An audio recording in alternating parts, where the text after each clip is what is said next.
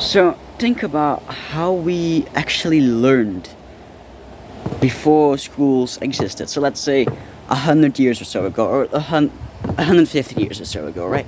How did we then learn?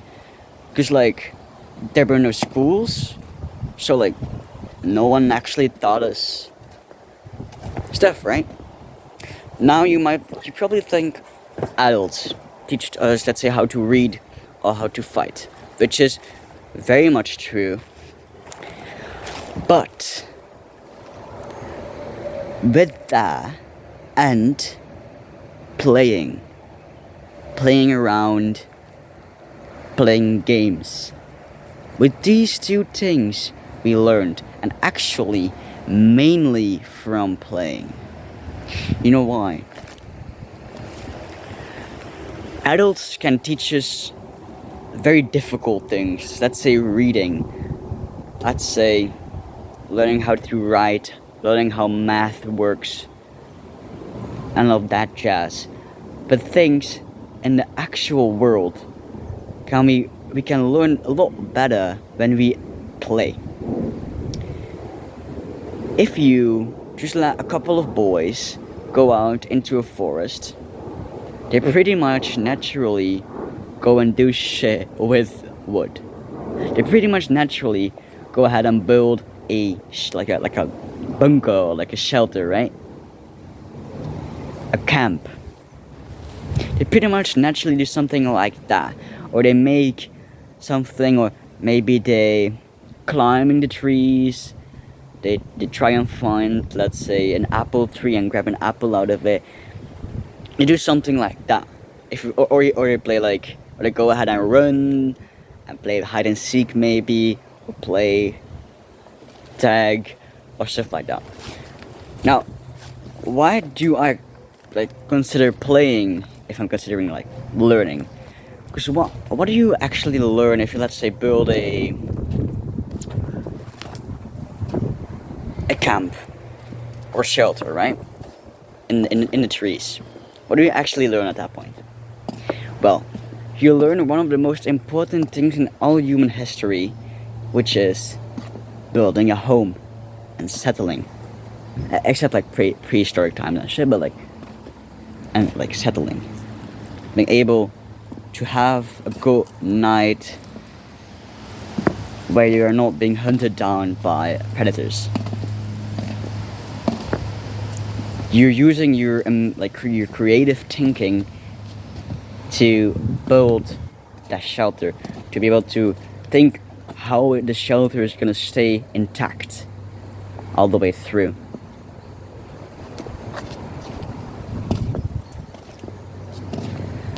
That was indeed the evolutionary purpose of play. Hide and seek.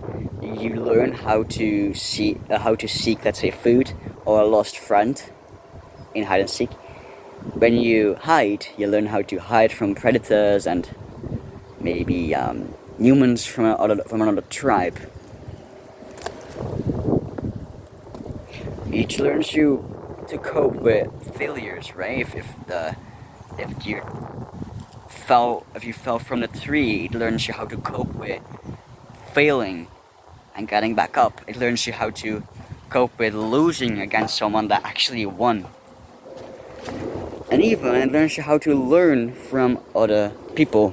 If they know how to build a shelter and you personally do not know yet, and they teach you, yeah, actually if you do this and that, and you maybe like grab a piece of like grass and cover it like this, it actually works.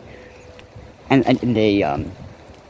sharing the knowledge, sharing knowledge on building shelters, it learns you very important things to keep in mind.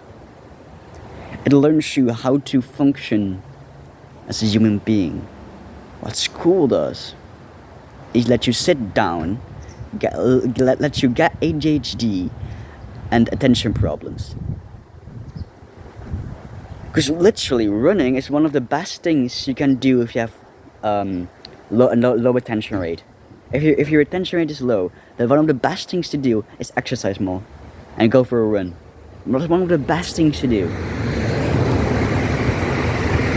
So, school being the thing that you actually need to focus on in this world where you teach stuff that you're not even interested in.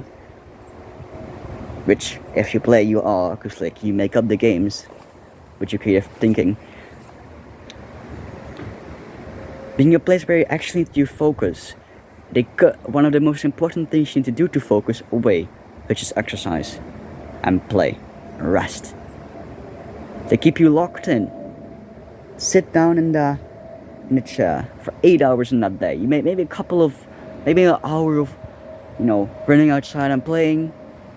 But because you need to still sit up there, you're more used to playing, right? So if you got back from home, you wanna explore the world. But you're like 8, and your parents do not let you go outside with your friends in the forest. So you play video games. You go ahead and join a party of Fortnite. And you again sit down, do nothing, and increase the rate of attention problems. If you want to get more information about this subject, about like how schools and our current like childhood is being a bit abused, like, or misunderstood rather, I read it in the last chapter of Stolen Focus. The book is all about attention and like speed, how the world is increasing in speed, like the rise of attention problems like ADHD, and the last chapter, the rise in our childhood being like locked up instead of how it actually needs to be to function properly. If you want to read more about that, you could buy the book Stolen Focus or get it in your local library if it's there, or you can just get it online probably. And with that, I say goodbye.